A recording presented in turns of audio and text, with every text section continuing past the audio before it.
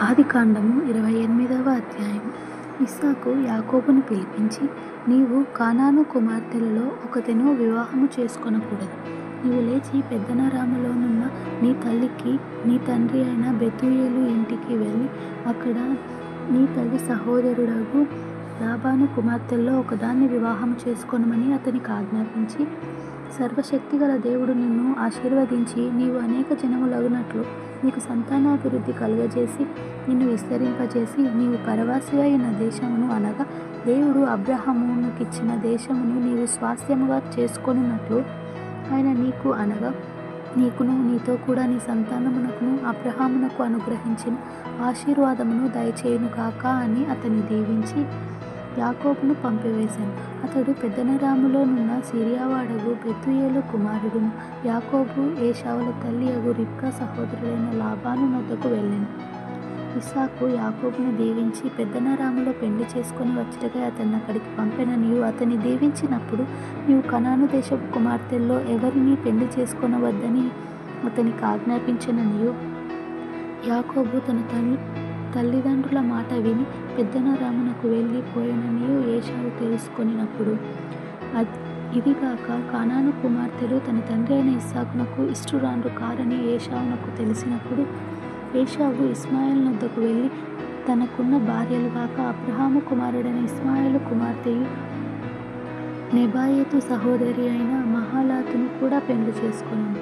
యాకోబు బెయేర్షెబా నుండి బయలుదేరి హారాను వైపు వెళ్ళుచు ఒకచోట చేరి ప్రొద్దుగుంకినందున అక్కడ ఆ రాత్రి నిలిచిపోయి ఆ చోట రాళ్లలో ఒకటి తీసుకొని తనకు తలగడగా చేసుకొని అక్కడ పండుకొనెను. అప్పుడతడు ఒక కలగనెను. అందులో ఒక నిచ్చెన భూమి మీద నిలువబడి ఉండెను.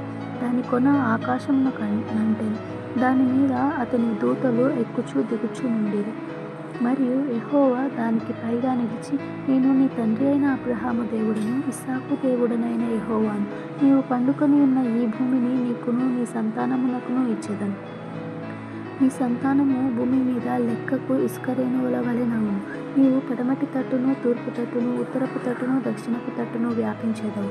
భూమి యొక్క వంశములన్నీయు నీ మూలముగాను నీ సంతానము మూలముగాను ఆశీర్వదింపబడును. ఇదిగో, నేను నీకు తోడై ఉండి నీవు వెళ్ళు ప్రతి స్థలమందు నిన్ను కాపాడుచు ఈ దేశమునకు నిన్ను మరలా రప్పించెదను.